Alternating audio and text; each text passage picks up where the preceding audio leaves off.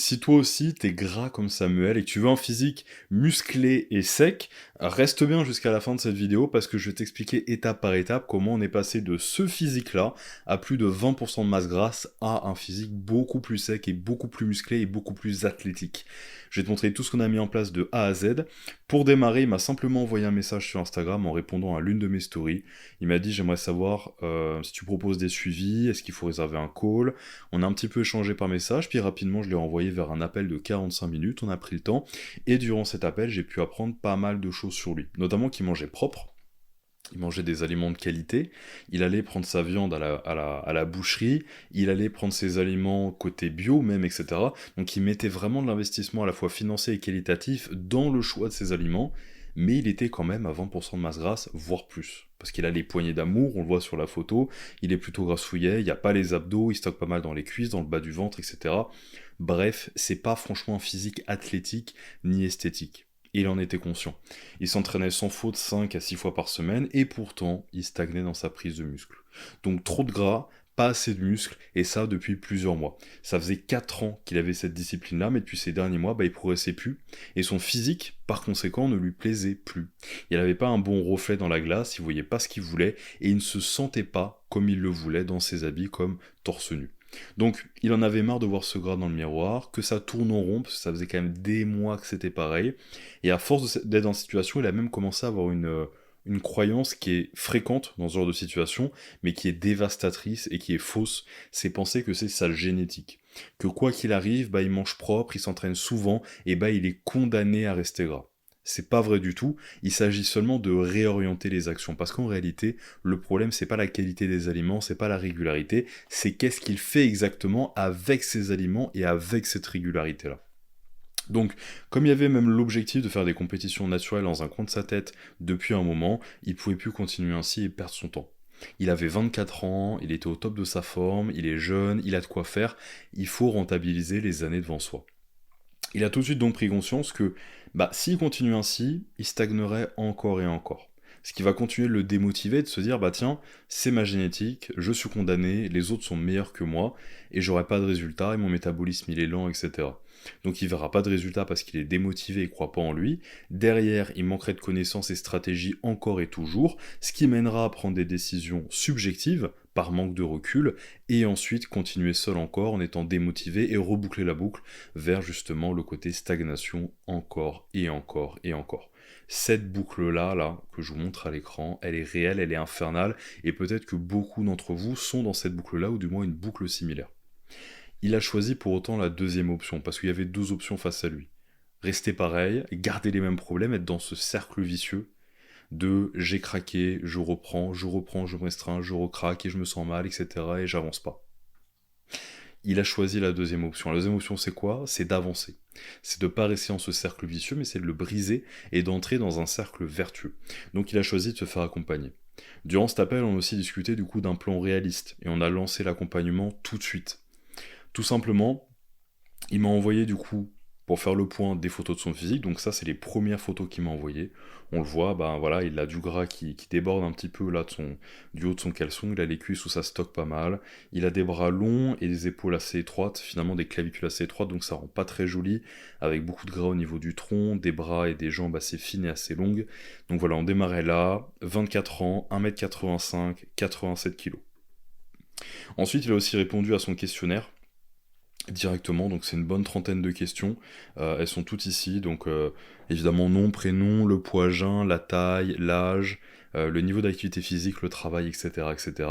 Moi ça m'a permis d'avoir toutes les infos dont j'avais besoin, donc là les principales que je vous récap: 24 ans, 1m85, 87 kg, plus de 20% de body fat, travaillait chez McDonald's en parallèle de ses études, avec des horaires de 18h à 2h du matin, donc des fois il fallait bien se caler là-dessus pour bien récupérer, et des douleurs aux épaules chroniques, ce qui est souvent le cas chez les gens qui ont des bras assez longs comme ça, vu qu'il y a beaucoup de tension sur le point d'ancrage qui est l'épaule.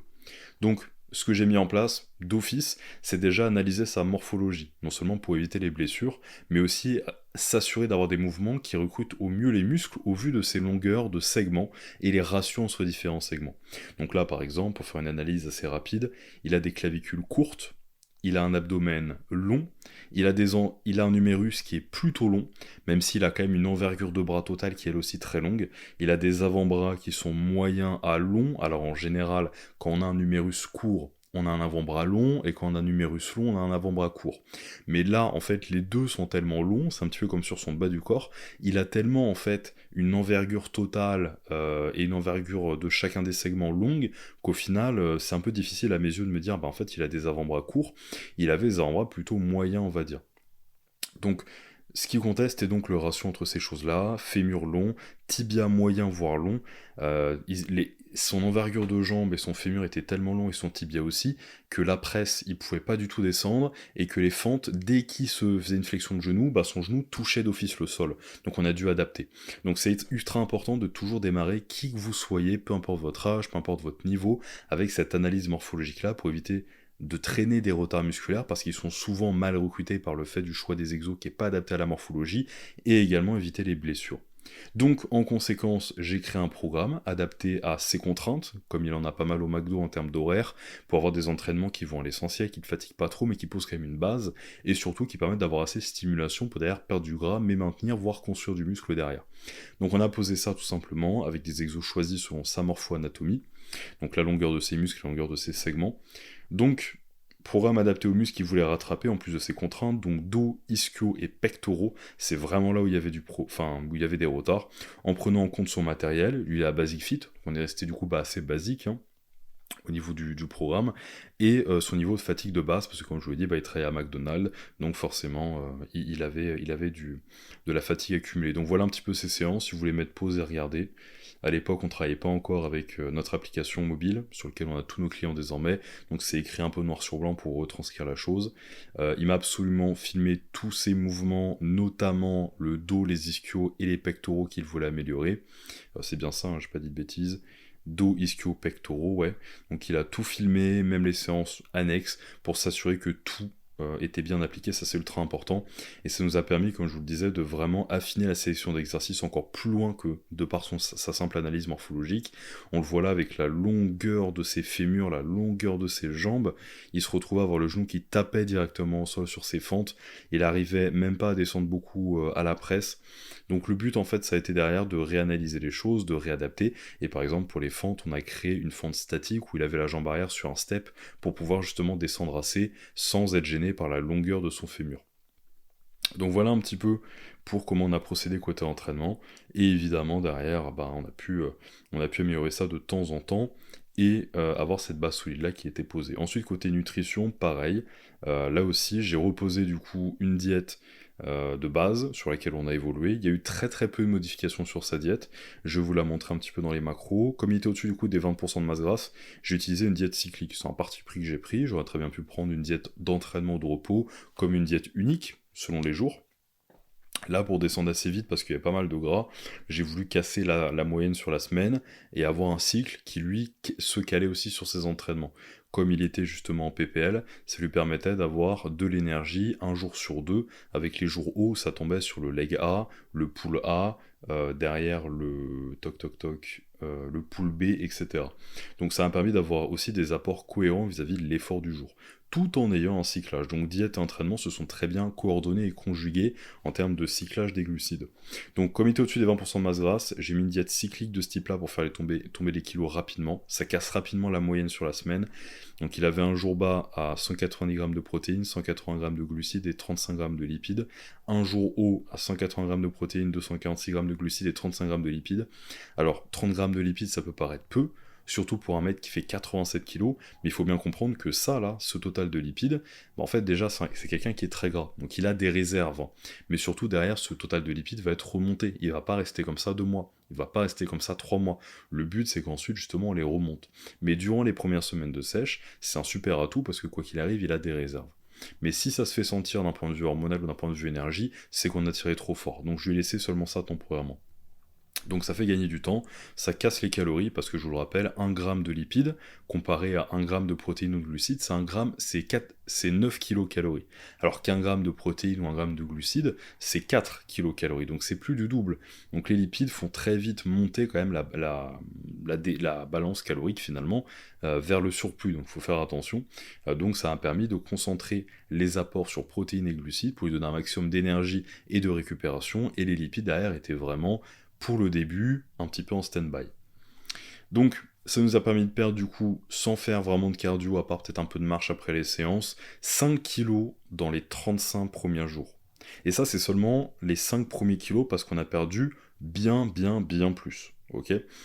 Donc, septembre, novembre, dégraissage, je me suis noté l'historique des poids, la base de 2 jours bas et d'un jour haut, 87 kg. Là, on se retrouve un mois et quelques après, 81,9. Donc, on est passé de 87 kg en septembre, mi-septembre, à 81,9 mi/fin octobre. Donc là, en seulement un mois, en seulement 35 jours, 5 kg de dégagés. Et ça sans s'affamer, sans surfatiguer, simplement avec la bonne stratégie. Il est jeune, mais il m'a quand même fait une prise de sang, il voulait regarder un petit peu où est-ce qu'il en était côté santé, donc on en a fait une. Il n'y avait pas grand-chose à relever, mis à part le bilan lipidique qui est intéressant d'optimiser, parce qu'évidemment, c'est cardioprotecteur, donc sur le long terme, quand on approche de la trentaine, la quarantaine, c'est intéressant de s'y pencher quand même, pour anticiper les années futures, où justement, ça nous permet d'avoir une meilleure fonction et protection cardiaque. Donc comme il m'a donné cette prise de sang-là, je suis pas resté non plus inactif face à cette dernière, il y avait ça à peut-être améliorer pendant qu'on pouvait, et on s'y est consacré, notamment même après la sèche, vu que là il s'agissait surtout du bilan lipidique, donc le cholestérol sanguin, HDL, le LDL et le total, ce qui en fait est pour son âge pas dramatique si jamais c'est bas, tant qu'on s'y remet un petit peu, vu qu'il est jeune, mais pour les années à venir, il faudrait pas que ça se dégrade. Et un HDL, un cholestérol de haute densité, une lipoprotéine de haute densité, grosso modo, si elle est basse, parce que là il était à 0,40, il fallait la remonter pour protéger son cœur. Sur le très long terme, évidemment. Mais autant le faire pendant qu'on y est. Donc on l'a fait dans un deuxième temps, notamment. Là, comme il était en déficit calorique, les apports en lipides étaient assez modérés. Comme je dis, comme il a 24 ans, il y avait beaucoup de gras à perdre, il n'y avait pas d'urgence de ce côté-là. 20% de plus de body fat, les apports en lipides, comme je vous l'ai dit, étaient dans les 35 grammes par jour. Donc on s'est consacré surtout après la prise de muscle. Là, la seule modification qu'on a pu faire, c'était surtout dans le choix des lipides. Ok. Donc j'ai pris en compte. Il est réalisé pour celui qu'on puisse optimiser sa santé, ses hormones et combler chaque carence. Donc là, en l'occurrence, les hormones ça allait, le reste des carences potentielles ça allait, il n'y en avait pas. Donc c'est seulement ça amélioré. Donc pour faire une petite lecture rapide pour que vous puissiez comprendre pour vous peut-être, on a dans le bilan lipidique grosso modo ces marqueurs-là. Donc le cholestérol total, le HDL, le LDL, parfois le non-LDL. Et les triglycérides. Donc les triglycérides, globalement, c'est le plus dangereux là tout de suite maintenant, mais sont souvent très corrélés à votre alimentation, au type de lipides, à votre taux de masse grasse. Et ça, pour le coup, c'est très variable, ça peut bouger très vite, les triglycérides, mais quand elles sont hautes, il faut vraiment se pencher dessus. Donc là, on voit qu'elles avaient augmenté depuis 2015, donc il y a genre quasi 10 ans. Par contre, elles étaient quand même dans la norme inférieure à 1,50, donc plutôt cool. Pas d'inquiétude là-dessus. Ensuite, le LDL, on est à 1,34. C'est pas énorme. Et le HDL, on est à 1,40. En fait, il y a deux choses qui vont être importantes avec le HDL et le LDL, c'est que le HDL doit être à la moitié du total du LDL pour qu'il y ait un bon ratio. Il doit y avoir donc un demi HDL pour un LDL, c'est un peu le ratio. Et en plus de ça, quand on regarde les totaux, on voit que le HDL il est plutôt bas. L'idéal ce serait qu'il soit vers quand même 1 bon gramme, c'est vraiment l'idéal santé. Et le LDL derrière, plutôt dans le double, donc vers les 2 grammes, ou à minima 1,5. Et ensuite derrière le cholestérol total, il est super important, on le voit juste ici, il est en dessous des 2 grammes. Moi j'aime bien qu'il soit au-dessus des 2 grammes, parce que ça permet de soutenir correctement la fonction hormonale. Le cholestérol, c'est celui qui va venir permettre de produire la production de testostérone, de cortisol, de toutes les hormones stéroïdiennes en fait. Donc c'est pas à négliger. Donc simplement le cholestérol a augmenté, le HDL et le LDL a augmenté, enfin simplement augmenter et améliorer un petit peu son bilan lipidique général. Donc le cholestérol HDL, ça va être tout ce qui est oméga 3 notamment, donc les graisses insaturées de manière générale, donc les graisses marines, terrestres ou végétales, les graisses végétales terrestres ou marines de la mer. Donc oméga 3, poisson gras, avocat, huile d'olive, oléagineux, etc. Le LDL, il n'est pas urgent, il augmentera de façon avec l'augmentation du cholestérol, avec les œufs entiers, les graisses saturées, donc les viandes rouges, les abats, etc. Puis l'apport de lipides général. Donc on s'est axé surtout là-dessus, surtout que finalement, le tour de taille et la santé cardiaque, les troubles hématologiques sont en lien direct avec le cholestérol HDL étant trop bas. Un cholestérol HDL qui est trop bas, c'est associé à un risque accru, surtout lié au tour de taille, un risque accru de problèmes cardiaques. Donc forcément c'était à corriger sur le long terme, c'est pour ça, pas forcément pour lui vu qu'il est jeune, mais je le dis pour certains d'entre vous qui ont peut-être 35-40 ans, et qui justement ont un HDL bas, peut-être un tour de taille qui s'est épaissi, faites vraiment attention à ça sur le long terme, parce que c'est plus facile de tomber vers cette pente et de l'accentuer que d'en revenir. Ensuite, on a mis en place aussi des bilans tous les 7 jours, donc des photos, un questionnaire à remplir. Comme ça, on fait un point complet sur sa progression chacune des semaines. Donc, c'est le poids, les photos, connaître sa force, son énergie, comment il se sent musculairement, nerveusement en termes de récupération, sa digestion, son sommeil, s'il a des questions, etc. Donc, dès la deuxième semaine de suivi, vous voyez 85 le 8 octobre et au lieu de 87 le 25 septembre du coup, donc moins 3 kilos sur la première semaine de suivi, sur la quatrième semaine de suivi moins 5 kilos, donc 89 comme je vous ai montré tout à l'heure, au lieu de 84 il y a eu genre une semaine ou deux avant. Donc là pour le coup on a vraiment tapé fort dès le départ. Ensuite, tout simplement, voilà, il m'a fait un retour, il était très content, il a même fait un post de son côté, il connaissait les chiffres, mais comparé de semaine en semaine, il l'avait jamais fait. Et je tiens à remercier celui qui est aux commandes depuis le début, qui a su métamorphoser en si peu de temps ses coaching, ça tombe bien, c'est moi. Et voilà pour le résultat final, il est méconnaissable, il a la définition dans les pecs, dans les épaules, dans le dos, on a même amélioré son dos, on a commencé à l'améliorer en 3 mois seulement, et évidemment derrière sur le long terme, on est parti en prise de masse propre, en gardant un body fat très correct comme celui-ci, et derrière il a pu avancer, redécouvrir la musculation, avoir un bol d'air frais, parce qu'il pensait véritablement qu'il était coincé, que c'était sa génétique. Or, c'était pas le cas. 14 kilos, les gars. 14 kilos en 90 jours. C'est tout simplement énorme, surtout avec un rendu pareil. Les chiffres comme le rendu sont magnifiques.